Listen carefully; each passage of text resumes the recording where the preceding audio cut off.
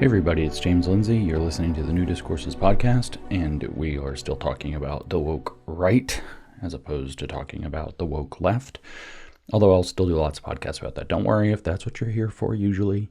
We'll go back to that. I was sent a thread, a dialogue on X, formerly Twitter, where a young man, I assume, I don't know, and an older man with more sense are having a debate about employment prospects for young people that's very indicative not just of the woke right mindset itself, but also a great way to kind of understand what it is, what's happening. And it's so compelling that I thought I would share it. So I'm not going to name the people. I'm sure if you're diligent enough, you can go find out who they are. If this dialogue doesn't end up being deleted or whatever, that's fine. But I'm not going to go out of my way to name the people. I'll just say that the older man who is the voice of wisdom in this is named Dave. Now, I'm going to go through this in a minute, but I also want to make this a little bit meatier of a podcast. The idea that I want to talk about is what's pulling especially young men, what's pulling people into the woke right. Where am I hearing that the woke right exists? Primarily in men under 25, 15 to 25. You might want to call these people boys or young men or men, whatever you want to call them, depending. We know that they're being sucked into Andrew Tate. How do I know that? Well, I hear it from their mothers all the time. My son got pulled into it. We had to do an intervention. We thought it would be fine. Turns out he started having major changes in his personality. So we sat down to watch some of it with him. Noticed it takes on absolutely clear cult-like indoctrination patterns and was pulling him away from us. That kind of story. I hear that story a lot. I have heard that story a lot for a couple of years. There's a very virulent pro-patriarchy manosphere kind of gateway into the woke right that's taking place through Andrew Tate and his poisoned message to young boys. I would love to talk to young men, and maybe I'll take the time in this episode to give them a message, and you can pass it along to them if you're not one, about why that's seductive. And I think it's not because they're struggling, as many people insist, but it's because they don't know what they don't know, because they're young men. And if they knew what there was and what these things represent, if they knew what they don't know, and in fact knew that they don't know what they don't know, maybe it would make a difference. So I'll probably do that. But I also want to talk about critical theory in general and how it seduces people, how a critical theory, which the right wing is using, the woke right explicitly says that they're using them. I can read to you. I wasn't planning to do this. Let me grab it. I can read to you from Stephen Wolfe, who wrote the book, The Case for Christian Nationalism. He tweeted at one point, and I quote, "I am not conservative because I agree in part with the, quote, critical methodology of the left, but come to different conclusions and valuations." And he's by no means unique in this. A lot of the woke right guys, Aaron Renn has written articles. Aaron Renn is an American reformer, explaining that the right needs to embrace both critical theory and postmodernism. So I want to talk about how critical theory works. But I want to start with this dialogue between these. It starts with somebody else and turns into a dialogue between two people. One, an older, saner man, and one who also clearly has his grounding in Christianity, and a younger man who's angry. I assume, I don't know. He uses pronouns they, them, according to his bio. So who knows?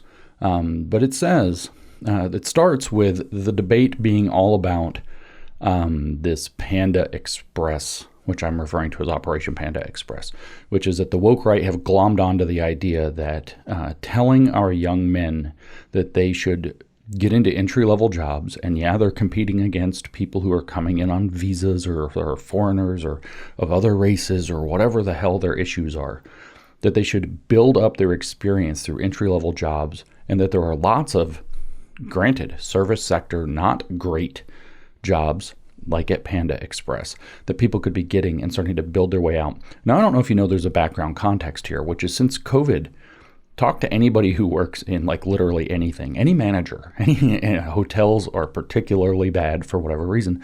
They can't find and keep people. Nobody wants to work. Everybody went home for a year and a half and rethought their lives, and nobody wants to work. This is a huge problem. We actually have a huge labor supply problem. Or go read Klaus Schwab in the World Economic Forum. And he explains that the part of their goal is to make it so young people refuse to work under conditions that they don't see as suitable for themselves. And this is being stoked not just by the woke left, like Klaus Schwab is saying that people won't work for companies that have bad supply chains that aren't environmentally conscious or whatever, but also it's working on the woke right. The story that our young men are being told by the woke right provocateurs and agitprop agents.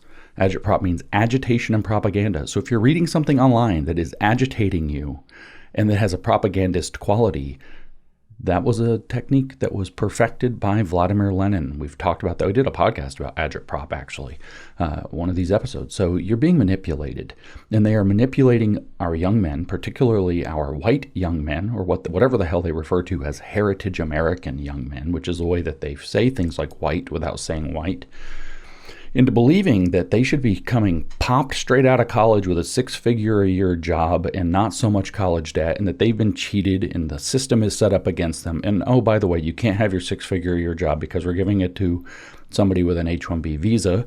There's a lot of deliberate propaganda portraying H-1B visa information that is not accurate. They're showing screenshots of the database, which does not actually reflect what's going on. There are a lot of problems with H-1B visas that the Trump administration's already explicitly said they intend to clean up. So why we have to make this a constant drumbeat of agitprop is mysterious, unless you understand and believe that the woke right is trying to ruin your children's lives.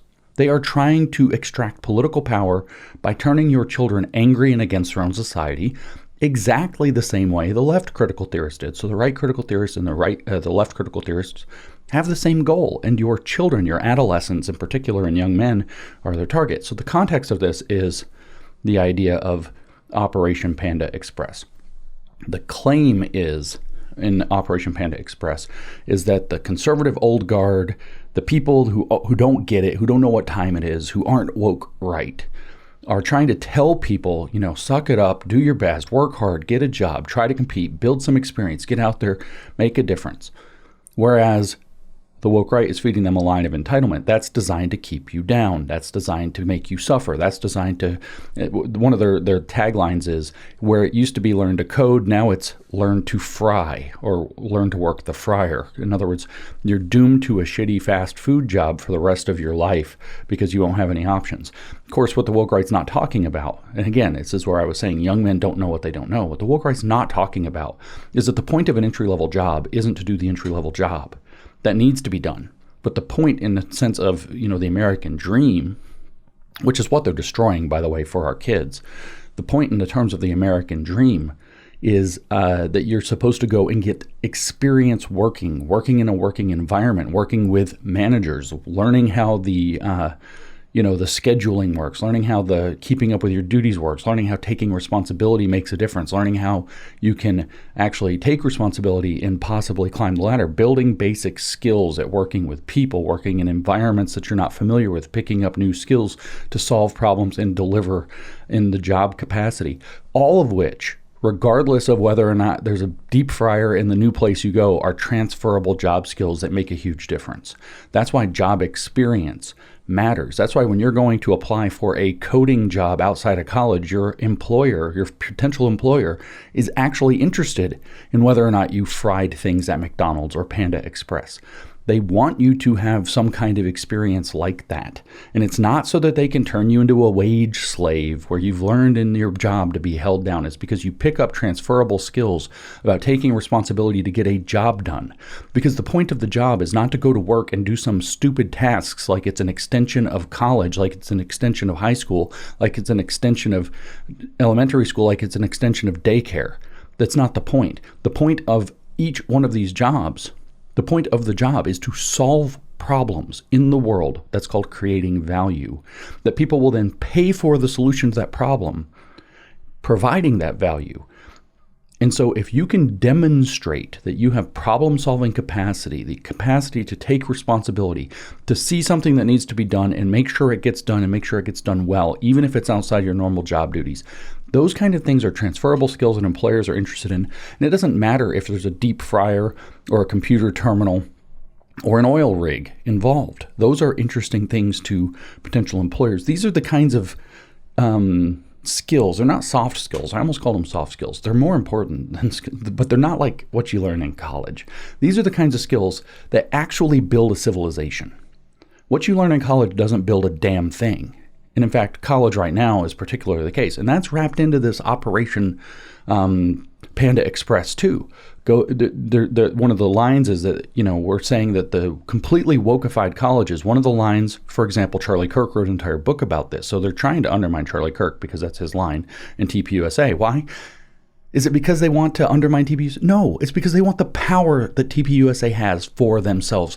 These are people who covet power. So they're saying, so the big conservative influencers are out there telling you to get a job, work hard, blah, blah, blah, start at the bottom, work your way up, bootstraps, all those things. By the way, these are exactly the same narratives that the left, and the woke left, has told racial minorities and sexual minorities are lies that they're told. I can show you the books. I can go get what I called the book Woke for Dummies and read paragraphs out of that say the same thing.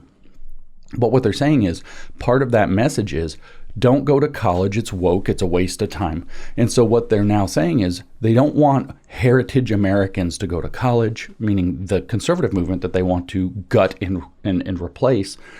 They don't want you to understand, young man, that you should be able to go to college, somehow not get wokeified, somehow get a good education, and get shot out of the other end with very little debt and a six-figure job. And the fact that you don't is proof that not only are the systems corrupt, but the conservative establishment that's telling you how life actually works is working against your interests and trying to hold you down. And there's a ton of people who are buying into parts of this. This is how critical theories always work, and we're going to talk some about that. They're buying into parts of this where it's like, but this particular thing they said is a good point, or this particular thing is correct. So this whole dialogue that I'm going to read to you starts with a third party who says, this tweet is exactly correct. It is absolutely correct. You were used until leaders on the right believed you were no longer useful, and now they insult and humiliate you. So that's the radicalizing message. That is a woke right agitprop message. And the tweet that he's saying is absolutely correct says, which is also this from the account Midas Touches at MIDASTOUCHEZ. Go look at this account. This is a right-wing, woke right propaganda account that's anonymous, that is probably, or possibly I should say, some foreign agitator or a Fed agitator trying to destroy your children so that the leftist maneuver can continue, because that's the real point of the woke right, is to make it so that the woke left can come back in now that we've gotten their way. So Midas Touches, this is the thing that's absolutely correct. According to our agitprop agent, when a political argument is countered with a non sequitur like go work at ABC, not the broadcast company, I think, but some generic company like Panda Express, the goal of this non sequitur is to enrage the originator. See how it's tapping into that pathos, that emotion. This is an agitation propaganda post, an agitprop post. If you can undermine the originator's pathos, it says, by exposing them as irrationally angry, then the audience will turn against them. So you hear the purpose is to agitate emotions and get people to turn against the people telling them to do what? Go work at a good job, a build-up job. Maybe not your career job, a build-up job, right? And we start this little dialogue with, this tweet is exactly accurate. It is absolutely correct. You were used until leaders on the right believed you were no longer useful. Now they insult and humiliate you. That's agitprop. That particular agitprop tweet at the time of me recording this has 379 views, so it was not a successful bit of agitprop. People were not paying attention, but one person that I will call Dave was paying attention, and he replied with sanity. He said, I'm not yet 40. So he's not exactly an old man, right? He's older, but he's not old. I'm not yet 40, grew up in all this. And I understand how young men are feeling, but the right is reacting correctly to pathological victimhood, resentment, and entitlement. Those things had been characteristics of the radical left that are now emerging as vigorous themes on the right. And so he gets a reply from our victim. Remember, the point of me reading this dialogue is to show you both the victim's mentality and Dave's actual wisdom in this discussion. So our victim appears from an anonymous account bearing they/them pronouns. Replacing young white men with Indians on the cheap is in fact victimizing those young white men. So immediately it's the victimhood mentality. So David replies, I never said otherwise. But victimhood, resentment, and entitlement are Cain, not Abel. And I love this framing, because this is ultimately what it is. This is Cain versus Abel. The woke side is Cain. The rest of us are Abel. And we all know the story in the Bible, in Genesis. We all know the story. It's foundational to our civilization. That Cain, if you don't know the story, just in case, Cain and Abel are brothers. They are the children of Adam and Eve. They're brothers. And both have their various domains. Abel is raising livestock and so on. Cain is raising fruits and vegetables, and they are brought to the point where they make their sacrifice to God. Now, the commandment is to sacrifice in gratitude with the first fruits and 10% and all these things. And Cain gives a deficient sacrifice, whereas Abel gives the best first fat of the best animals. And so God smiles upon Abel, and things aren't working out for Cain, and Cain decides that it's all Abel's fault. So he lures Abel out into the field. His brother brings him into the field and kills him with a rock. And then you know the rest of the story. That's the point. The victimhood, resentment, and entitlement are Cain, not Abel. This is the perfect framing for dealing with the woke. And here we have somebody talking. I don't know if this person is woke left or woke right, but they're repeating woke right lines, even though they have they/them pronouns in their bio. And it's all woke right lines that the guy's saying. So he says, I never said otherwise. We'll remind you what Dave said. But victimhood, resentment, and entitlement are Cain, not Abel. Those ways of being in the world are poisonous to our souls and to the people around us. The right is correct to rebuff them.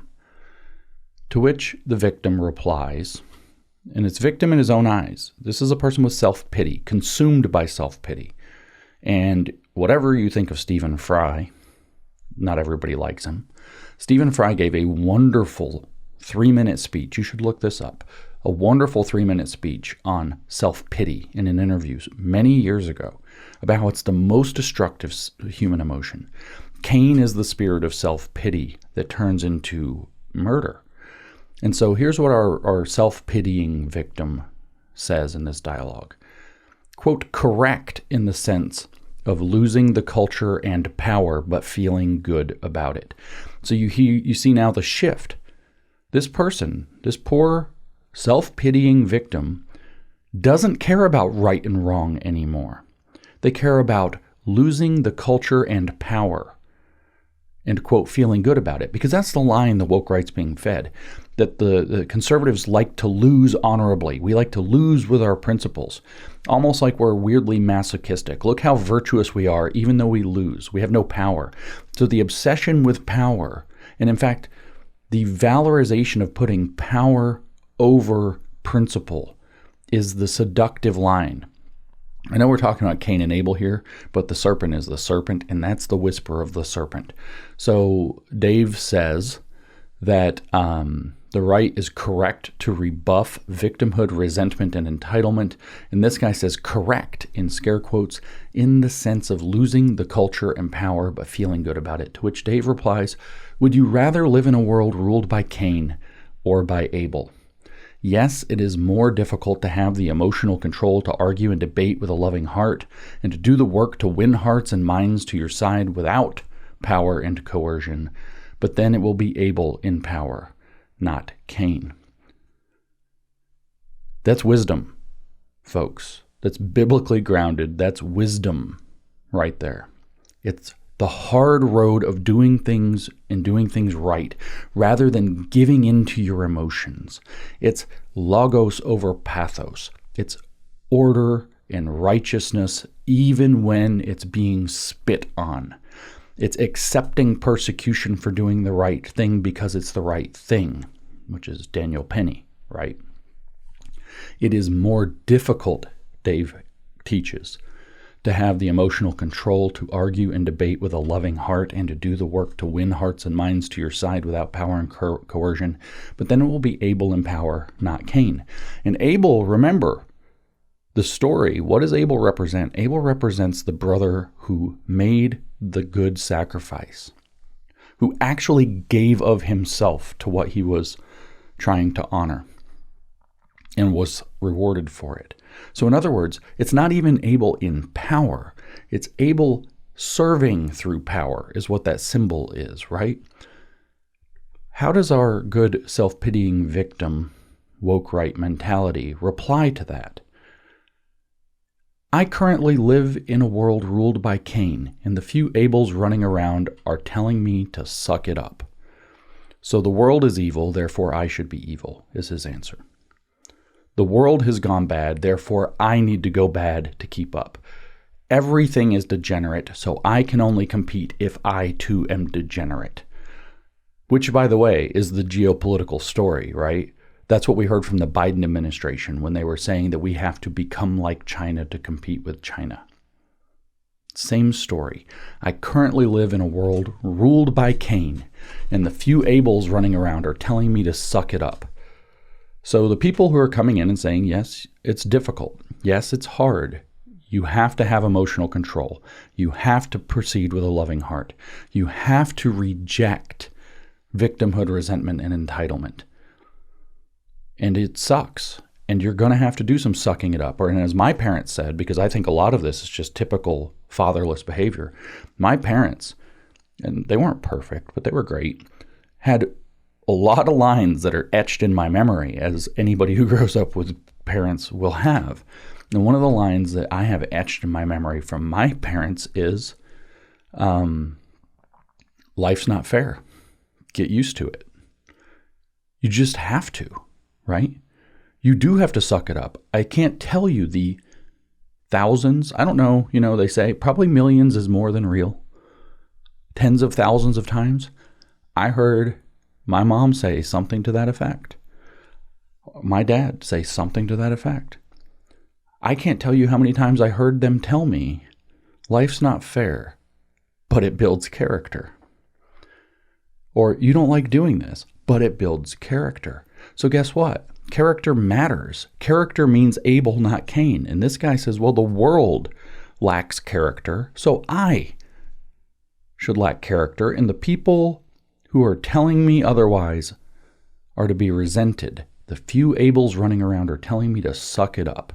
Well, he doesn't want to suck it up. He doesn't want to build character. He now covets power because other degenerate people have power.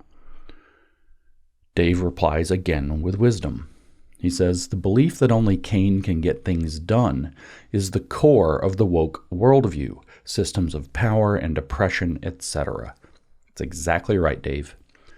Adopting this postmodern view is doing the radical left's work for them. It is my view that restoring the United States hinges on reinvigorating Christian values instead. Otherwise, what you end up with will just be a different tyranny with different victims. And Dave is absolutely correct. To which our good victim says back, and listen to the poison dripping from this poor kid's soul.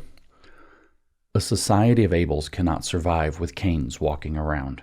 So either the Abels need to separate or they need to remove all the Cains. You can't lecture the Cains into being Abels. That's called the black pill. My friend, that is called being demoralized. Demoralized in the sense that you've lost your ability to understand why, not what right and wrong are, because he probably does understand right and wrong, but why right and wrong matter in the first place. So Dave replies, it's not possible. Sorry, that's not what he says. He replies, it is not impossible to change hearts and minds. It does require work, patience, and love. Cain may have killed Abel, but he destroyed himself and could not have found himself any further from God. To which our self-pitying victim replies, our woke right replies, there isn't a single person you've ever lectured on the internet that thinks you love them. They think you are their enemy for lecturing them while they suffer. Do you hear that pain? He's being given pearls of wisdom. And I don't think that this person, maybe this person's a Russian bot, who the hell knows, but I don't think this person is a swine. So a pearl is set before them, and he acts like a swine. I think this person knows the difference between right and wrong.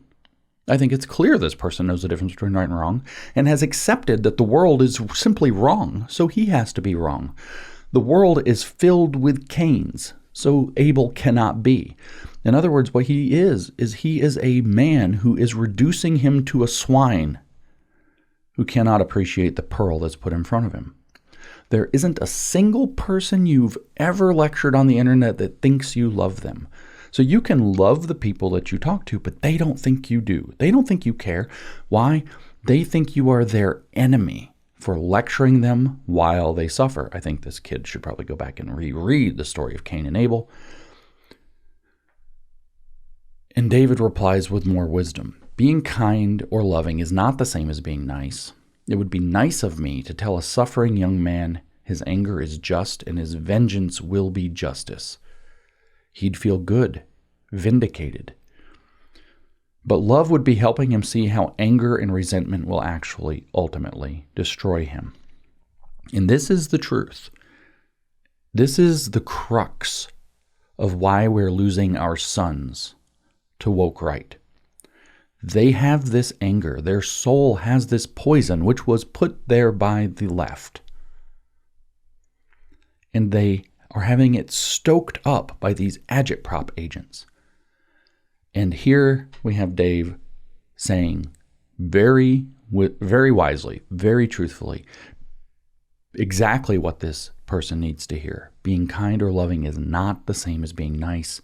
It would be nice of me to tell a suffering young man, and if it was feminism, a suffering young woman, or if it was a angry black person in the summer of 2020 about apparent racial injustice, about BLM, it would be nice of me to tell a suffering person his anger is just and his vengeance will be justice, because he'd feel good, he'd feel vindicated. This is why I said in a recent Bullet podcast that we have a choice, and it is an exclusive or, catharsis or civilization.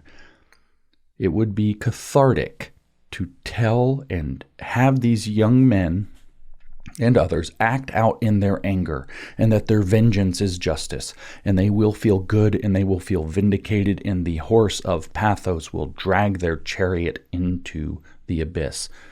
But love, David reminds us correctly, would be helping him see how anger and resentment will actually ultimately destroy him. To which our self-pitying victim, because he's a self-pitying victim, because he's adopted the leftist victimhood mentality even though he thinks he's on the right, to which he replies, because he cannot hear, he says, that's literally, pardon the grammar, but I'm going to read it literally, that's literally just isn't how the world actually works outside of your religiously dominated preferences. I think you and I agree more that you think, I assume it's then you think, and far more than I'm letting on. But this conversation is impossible when you assert things that are just obviously untrue. So, our want to be Cain, who knows it's wrong to be Cain, cannot hear and says some of the finest wisdom he's ever been offered, with compassion, with obvious concern and love, is simply untrue. He cannot hear it. To which Dave replies, have you ever been at an intervention for an addict? The addict does not feel loved in that moment. They feel attacked, even abandoned, while people who want them to thrive circle around them and encourage them, telling them obviously untrue things like, you are stronger than this. Dave is doing a wonderful job here, by the way, if you haven't caught on. This is how we should be engaging, but this is what you'll run into when you try to engage. And mea culpa, I don't engage this way. I'm a jackass.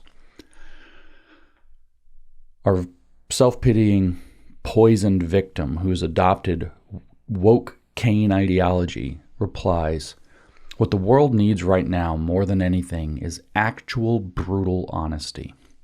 We suffer from an overabundance of vapid slop." Notice that the pearl and swine reference is apt. "Cain always loses is not a helpful lie ever," he says, "and especially not right now because everyone knows it's a lie." So imagine having taken that from the Cain and Abel story, that somehow Cain didn't lose because he was able to murder his brother. David replies, "I never said that though. I said Cain destroys himself and ends up alienated from God. There is a real practical point to that story. Cain may win, but what he wins will be a corrupted evil version of what he wanted." Notice that this is the same story, by the way, as trying to seize the One Ring of power in Lord of the Rings. You may be able to use the One Ring of power, say if you're Gandalf or Denethor or Boromir or whatever, to vanquish, or Isildur, to vanquish your enemy. But everything that you do with it will be turned to evil. Cain may win, but what he wins will be a corrupted evil version of what he wanted, to which our demoralized victim mentality, self-pitying fool says that's not true. It's magical thinking, anti-reality. We can't have a productive conversation because you believe objectively untrue things and are behaving based on that.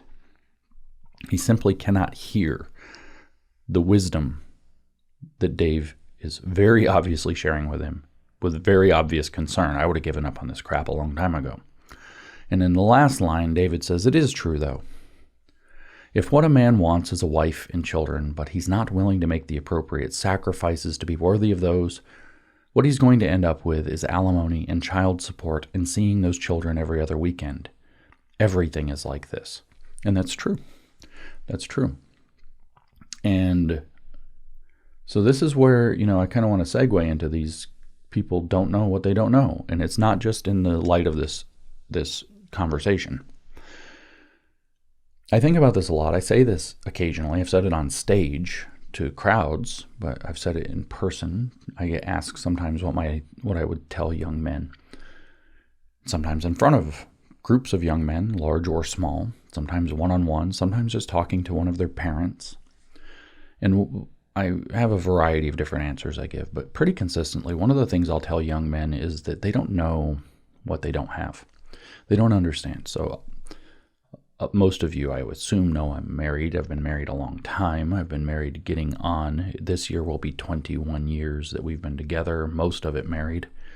My wife does not prefer discounting those early times because we were together anyway. So 21 years.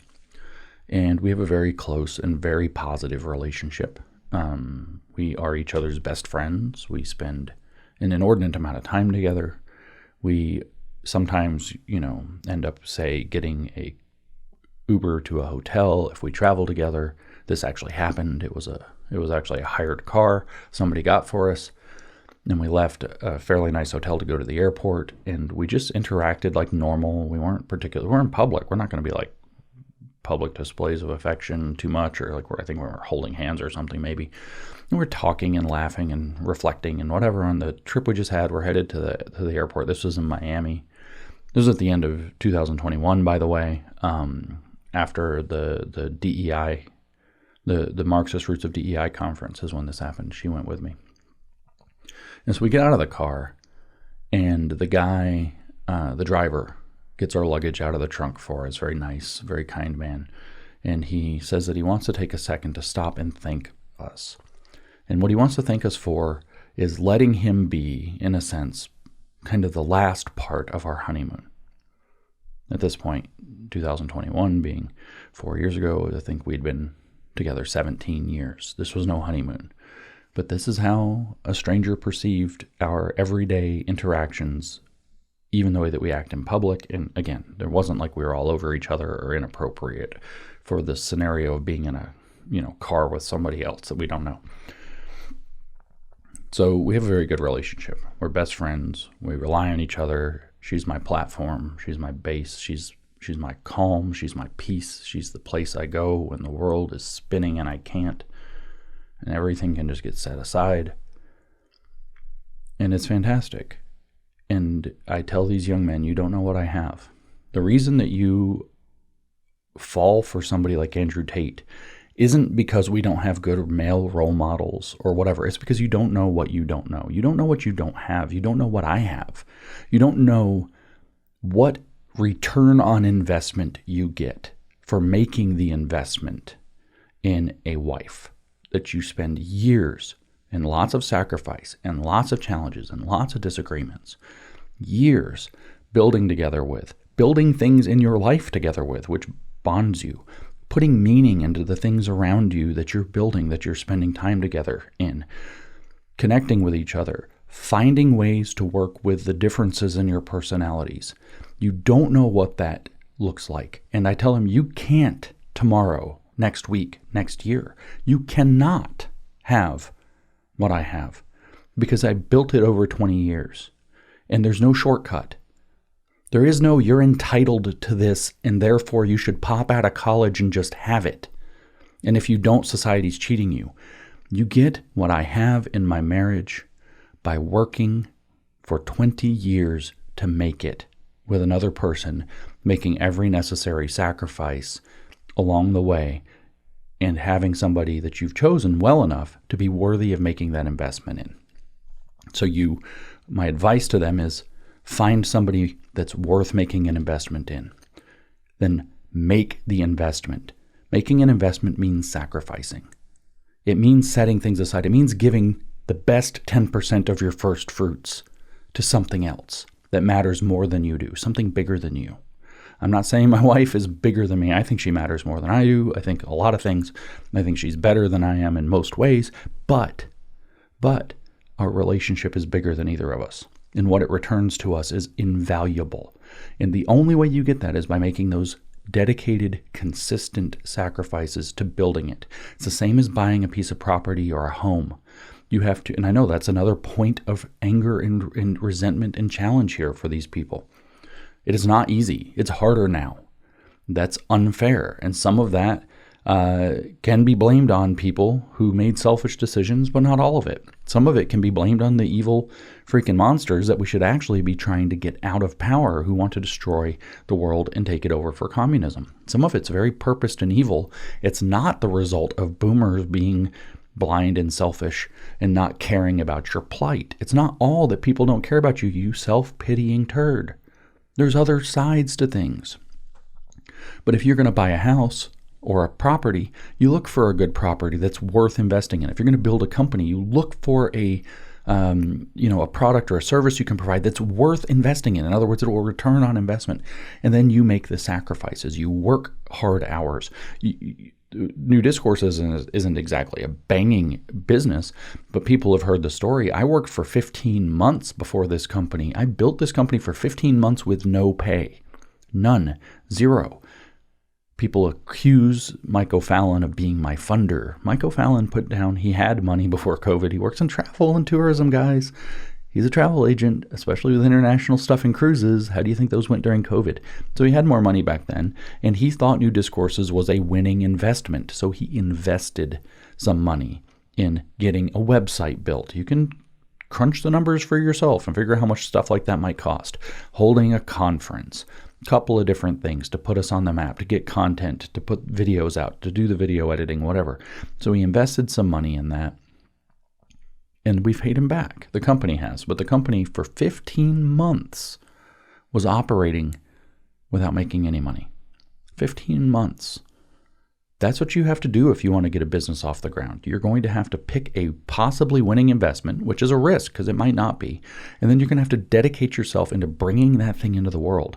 Same with a piece of property. You need to pick a piece of property. You need to pick a business venture if that's the path. If you want to be an entrepreneur, not everybody should be or wants to be, should be even. It's not for everybody. It's a difficult path, High reward, high risk. It's a difficult path. Thank God we have them, but not everybody is going to be an entrepreneur. Everybody's not cut out for it. I don't think I'm cut out for it. I'm not telling you something. Then you say, well, what about New Discourses? If I was an entrepreneur, New Discourses would be a much different company, and I'd be making a hell of a lot more money than I do. I would, in fact, probably would have gotten into some techie bullshit like everybody else who wants to actually make a lot of money, and I probably would have come up with some kind of stupid internet security thing, because that's like when I was coming up at the time, when I was in my like 20s and early 30s, that's where like the big boom was, and I was smart and techie enough to where I probably could have done it. But anyway, I'm digressing. The point is, whether it's a relationship, a business venture, a job, even if you're working for somebody else, a home or piece of property, or if you want to be a property developer like President Trump, you have to look for good investments, and then you have to pour into that investment, and you have to build and build and build, and the return off of these things works off of if you've picked a winning bet, the return off of these things follows exponential growth, which means for a very long time there's a very little return, and then all of a sudden the returns start getting big.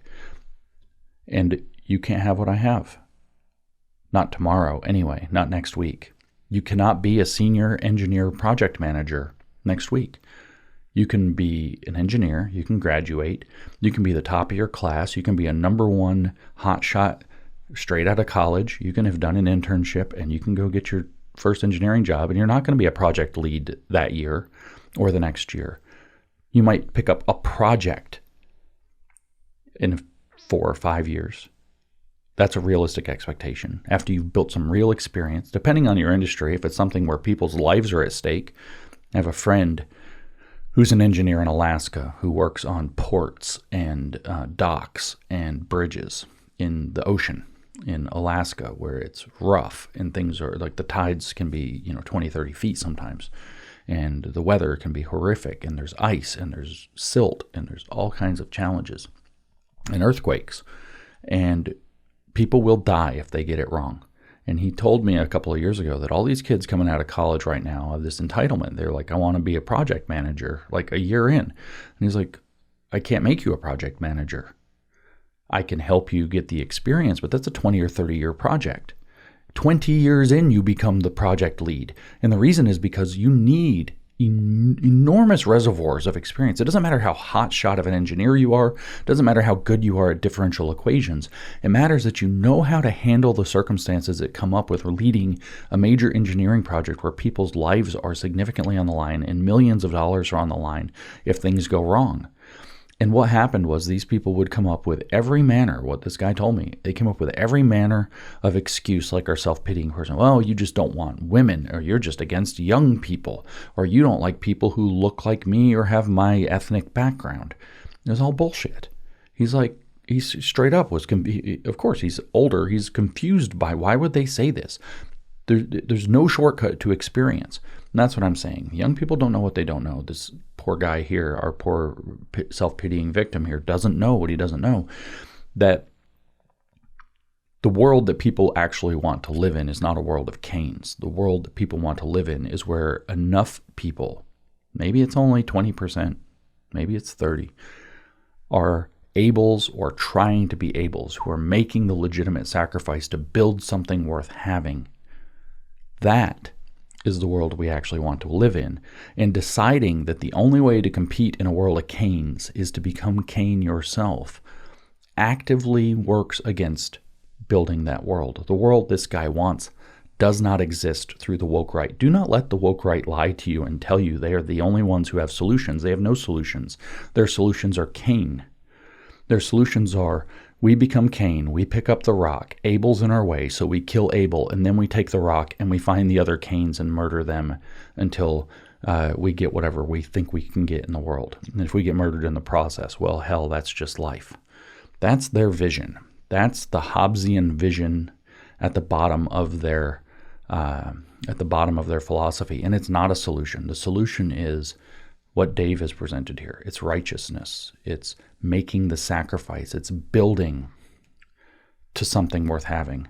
So you young men, whether it's a career, whether it's a home, whether it's a wife and a family, you can't have it tomorrow. You have to find a good investment, which takes discernment, takes patience, and then you have to invest in it, which takes love, which takes work, which takes sacrifice, over and over and over and over again. And if you don't want to hear it, I can't help you. Reality doesn't care what you don't want to hear. It's the only way to do it. If you want a home, a relationship, or a career that's rewarding, there's one and only one path to it. And it's not radicalism. It's not being angry and indulging your emotions all the time. It's not even going to college. But yeah, go to college if you want. Try to do something technical. Try to protect yourself from gender theory. It's not helping you. Try to protect yourself from race theory. It's not helping you. Don't pick it up and reverse it. That's not helping you either. You should aspire to build a good career and to therefore find out what investments you have to make in order to build it. You should aspire to have a good, solid relationship and to make whatever sacrifices and choices allow you to build it. And you should aspire the same thing, to build a little piece of the world for yourself, a home, in the same manner. And the only way you can do it is the slow way. The only way. And I will tell you, as somebody who's 20 years into a couple of those projects, a family and a home, you don't have what I have, and you cannot have it any other way. So start soon and start seriously and put down all this crazy, radical bullshit, because it isn't going to help you. There are going to be a lot of people who get together, young men and women, over this radical nonsense that's flaring up, and they're going to find and connect, but it's a house built on sand. You will see, and I guarantee you will see, people who drew together over radical hatred coming together, having relationships start up, and in 4 to 5 years, as the radical fervor cools and things start to get where the real work hits, it's not all fun and games anymore. You're going to see a wave, unbelievable wave of divorces and broken families, and the cycle of broken homes and broken families and abuse will repeat itself, because that's what the cycle of abuse does. You are far better to be as righteous and good and loving, as Dave explained, as you can, to eschew victimhood, to get away from those mentalities of hatred and enmity, of Cain versus Abel, avoiding victimhood, resentment, and entitlement, and start finding investments worth making and building. But this is a long-term, slow solution. Your life will improve in most ways when you get on that path, but in not all ways, because it is hard, especially at first. It's a lot more investing and a lot less returning for a long time. And you aren't always going to see what it is that you're getting out of this. But I'm telling you, if you do this and you do it right, you are in a position to where you're going to have a reward that you cannot possibly fathom. I wasn't planning on doing this, but I'm going to actually read to you a piece from a Christian apologist, a very famous Christian apologist, a very good man by the name of James White. And so he's calling out Andrew Tate. And so here's what he said, because he's called out him. And so I'll read their little dialogue. Starting with James writes at length. He takes a picture, a screenshot of the following. A former graduate student of mine now teaches at a high school, and she sent me an email saying, "Hi, all my male students are fans of Andrew Tate. They're even including quotes from Andrew Tate in the yearbook. I asked, where do you teach? And he replied, at a classical Christian school. Even young men are being drawn in by these even Christian young men are being drawn in by these online influencers if we do not offer them a healthy, attractive, biblical model of masculinity." To which James White said, "I confess this entire issue leaves me astonished. Sure, it is part of judgment. Yes, our hands are covered with blood, so yes, the Lord is just to turn upon ourselves. I get all of that. Quote, we need examples of masculinity, unquote, is all I hear. Look, the family as God designed it provides that. A father and a father who provides, who works, who is disciplined, who shows love and respect for the mother. A mother who likewise works but nurtures, comforts, respects, and submits to her husband. When you have that example played out before you, each and every day. You do not need to be desperately looking elsewhere for your role models. So he's calling to the family. I learned in childhood that the day would come when I would need to take care of myself, provide for myself, and I believed that would happen at age 18. Yes, 18. And so I learned from my parents to work hard. I started working as a sophomore in high school, which is why I had a little money to buy a super cool suit to try to impress that gorgeous girl who I saw at church the first time I visited, who turned out to be my future sister-in-law. My wife is her identical twin. And yet I maintained my grades and graduated valedictorian and got a full-ride scholarship to college. I didn't go out and party and get in trouble. Having to work sort of helps with that, and I learned to respect women and treat them properly. Andrew Tate embodies the absolute negation of true biblical manhood. Self-centered, vain, arrogant, prideful, undisciplined, ignorant, violent, disrespectful to God and mankind, abusive to women and proud of it. He is the very epitome of ungodly, unChrist-like rebellion. Or we might say Cain, right, in the context of this discussion. The things I have heard coming out of his mouth are astonishing and worthy only of the vilest of mankind, and yet here we have Christian young men in a classical Christian school finding him to be an attractive role model. This is the result of the nominalism that was recently described as therapeutic deism, a mixture of coddled Western rich kids who have never had to go without, never had to wear hand-me-downs, always gotten whatever they wanted, together with the influx of secular thought that leaves no place for the wrath or judgment of God. It is the result of disciple-less Christianity, no call to self-denial, instead the Jesus will make you healthy, wealthy, and uber-happy everyday message that produces false converts. It is not a matter of offering a model, it is a matter of directly teaching them that a life lived like Andrew Tate is a life ruined, a body defiled, a soul destroyed, a future eviscerated, and an eternity of just agony as punishment. If some enraged husband or even rape victim does not blow his brains out first, he will die a lonely, degraded, sad little man, even if God grants him a long life, so as to store up for himself an epic mountain of wrath.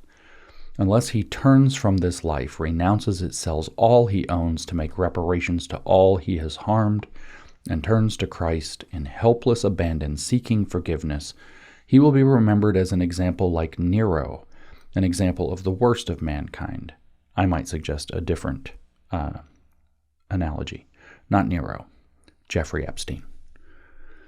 And to the young men looking up to him, I say bluntly, you will never know true manhood. You will never know true love, commitment, peace, and fulfillment as long as you live your life between your legs. You are not a dog prowling the alleyways looking for a 10-second thrill each night. You are a man, made in God's image, with responsibilities before him. The day of your standing in judgment is much, much closer than you think. The decisions you make today will vastly limit the choices you can make in the future. Do not be a fool. Read the first 10 chapters of Proverbs now, before you watch another movie or Netflix program. Listen, think, ponder, all caps, control yourself. Recognize the high calling that you have as the creation of God. See Tate for what he is, an animal enslaved by a hormone rather than a man in control of his body and his mind. Reject your own destruction. Do not follow him down the dark path to death. Turn and run from Andrew Tate. Turn and run to Christ. They are polar opposites. To which Andrew Tate himself replied, and I quote, "Seems like I win, smiley face." And this is what I wanted to read. That was the context. This is the punch. James White replied, "If by win you mean die alone, degraded, empty, a symbol of wasted and ruined life, that's up to you.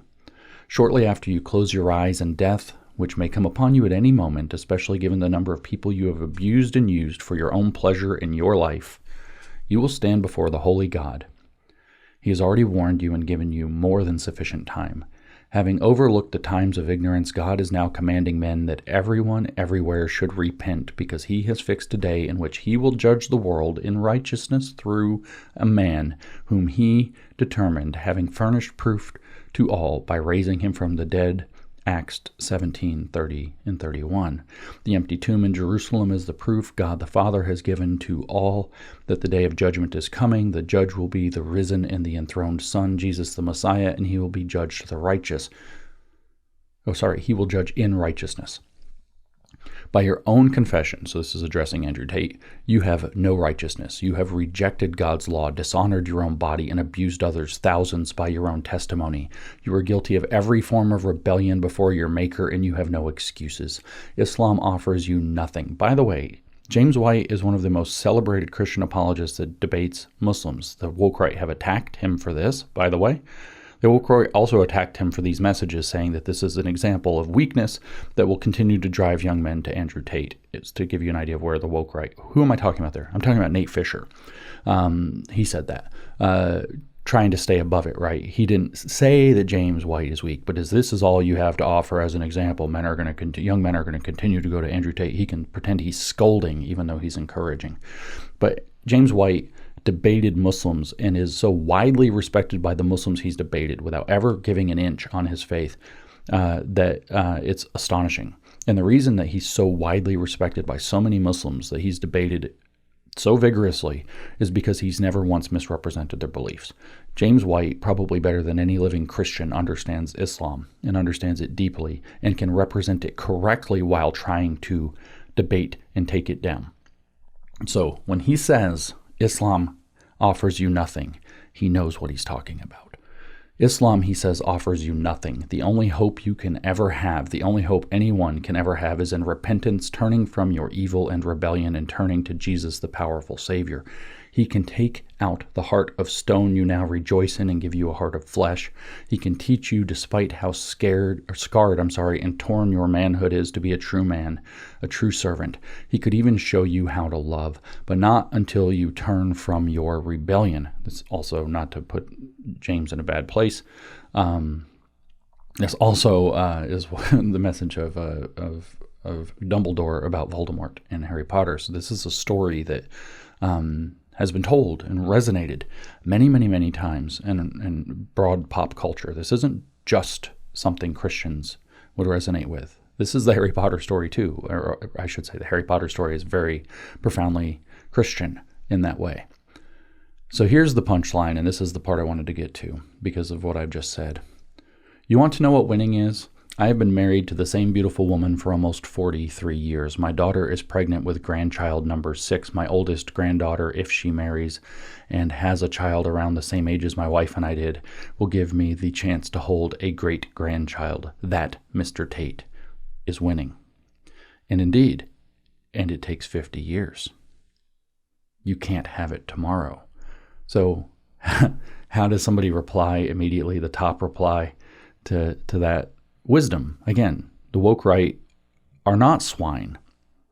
They are men who have decided that because Cain exists, they must act as swine, who will consume and destroy the pearls placed before them. He gets this reply: "Who placed you judge?" Could you imagine reading that and then saying, "Who placed you judge?" Look at yourself before speaking about another man. See how he's trying to twist Christian doctrine in order to try to take down a Christian who delivered a powerful Christian rebuke of a basically demonic character. Be an example of the Christian men. Be an example the Christian men could follow, and they will follow. In other words, power determines who should be followed. Create your following. Do your Christian thing. There are Christians that love Andrew Tate. Does that make them less of a Christian? And we could go on and on about this debate, and I'm not going to. That wasn't the point. This is what's going on with the woke right. You're hearing the psychology of the woke right. You're hearing the pull, the pain, the despair, the fear, the anger, the resentment, victimhood, and entitlement. And the horrible part is that there are bad actors who are feeding them this. And more than that, they're using critical theory methodologies. As I pointed out, Stephen Wolfe said he uses them. Aaron Renn said he uses them. Others of them have said they use them. They're deriving a lot of their philosophy from Paul Gottfried, who very much doesn't like me. Paul Gottfried's thesis advisor was Herbert Marcuse, critical theorist. I'm not saying he is a leftist and a critical theorist in the strict sense. Paul Gottfried, I'm saying that he learned all of their methodologies and uses them to other ends. Another of their characters, Hans Hermann Hoppe, was taught by Jürgen Habermas, a critical theorist. They've adopted critical theory. They've adopted the path of Cain. And you hear why. Victimhood, resentment, anger, entitlement. And they're being fed this. So some of the actors feeding them this know what they're doing. They covet political power and they are poisoning the minds. I don't think your 15-year-old son or most 19-year-olds covet power in some psychopathic way. But I think that there are people who do that are happy to use them, to poison their minds, to poison their souls. And they do so with critical theory. I did a thread recently about critical Reagan theory. I'm not going to get into the details of critical Reagan theory or the woke right attack on Ronald Reagan here. It's a different issue. But in that thread, I talked about the way a critical theory necessarily always works. It's always polarizing. It's always satanic, tell lies, and make accusations. And so the goal is that you're going to bring up facts, say about Reagan or about racial history if it's CRT, or about feeling abnormal if it's queer theory. You're going to bring up facts. Out of context, in mistaken context, in distorted context, something. You're going to bring up facts. Did you know that Reagan, when he was governor of California, was a Democrat and blah, blah, blah, and now California is blue, for example? Or when Reagan was president, he did blah, blah, blah with guns, and now we have, I think it's Reagan that's responsible for us not having machine guns, for example. Or Reagan did this wrong, Reagan did that wrong, Reagan did the other thing wrong, Reagan had something to do with immigrants, so that was wrong, and that's why the Biden administration was able to bring in millions and millions and millions of unvetted immigrants. Somehow it's all Reagan's fault, right? But the point isn't to just tarnish Reagan and do an unfair critique of Reagan, a critical theory critique of Reagan. That's part of it, but that's not the main point.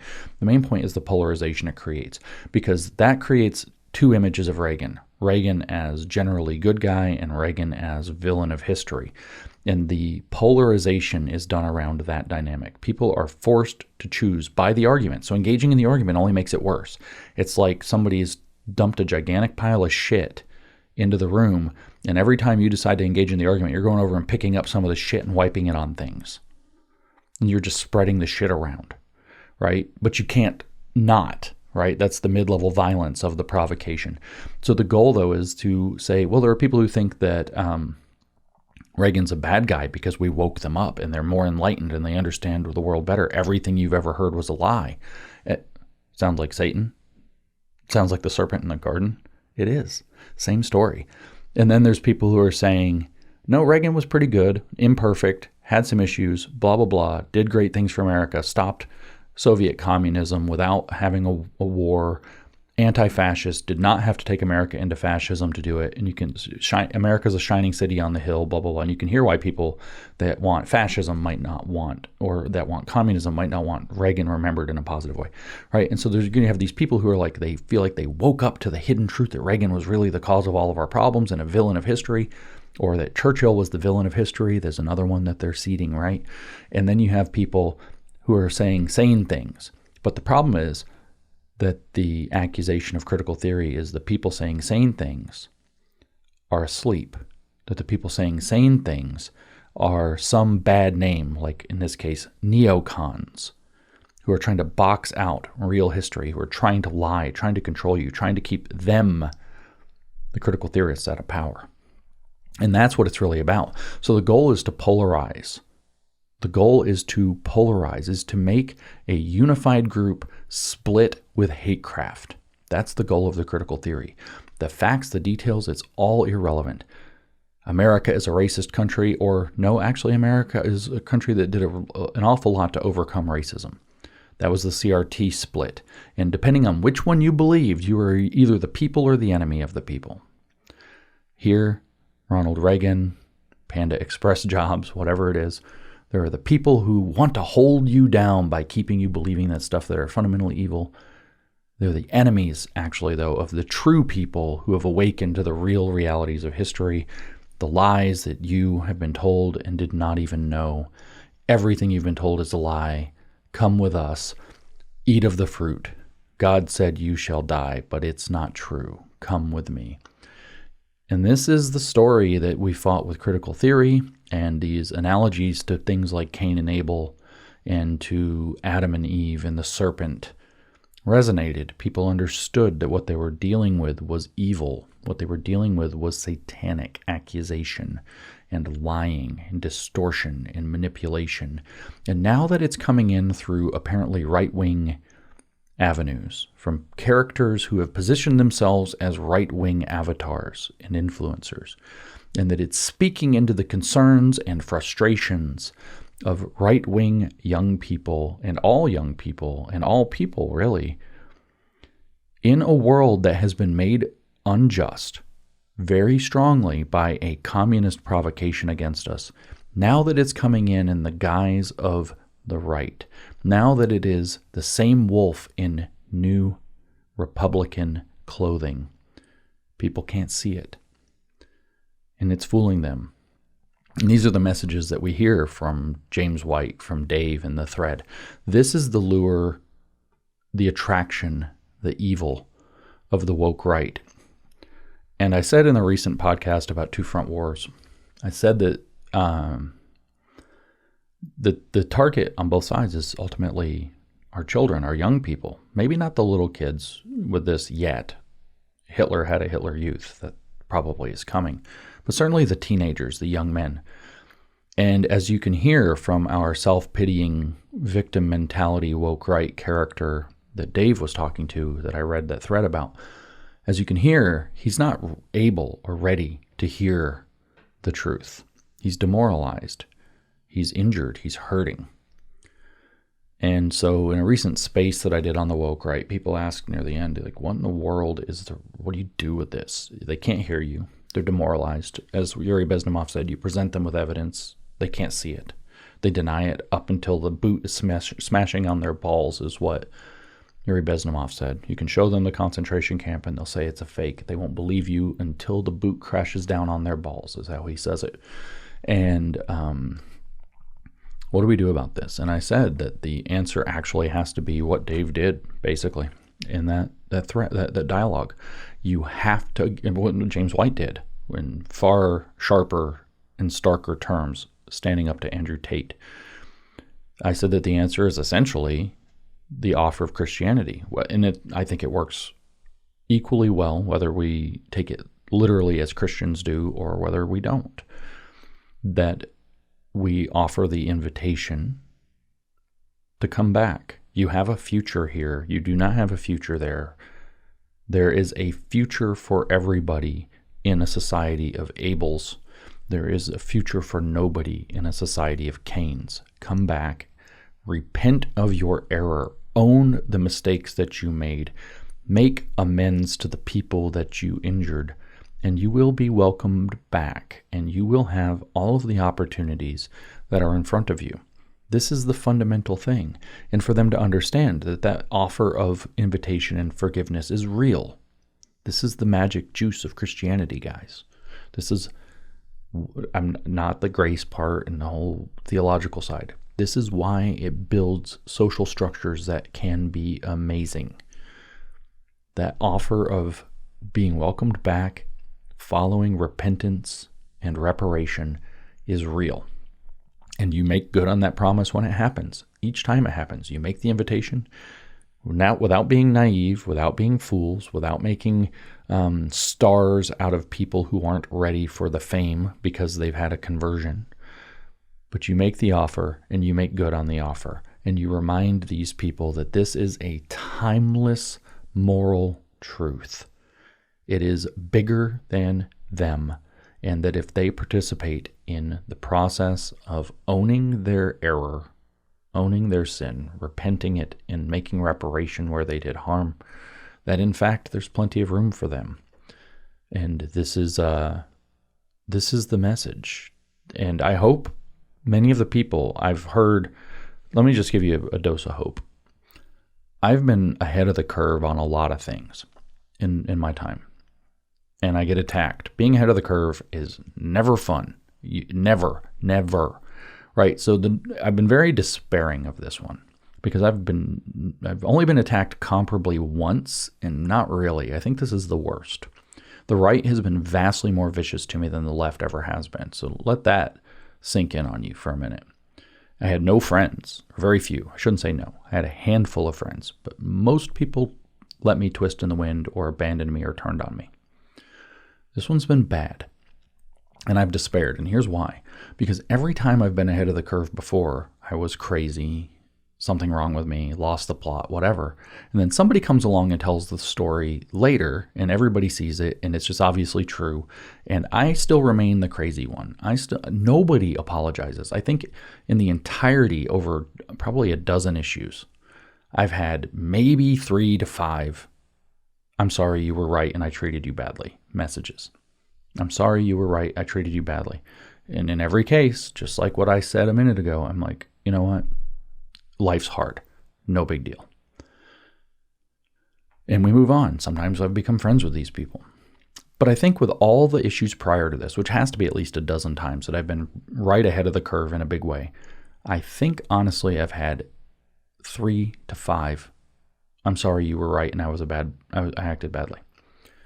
With the woke right, we're only a couple months into this. People are waking up very quickly.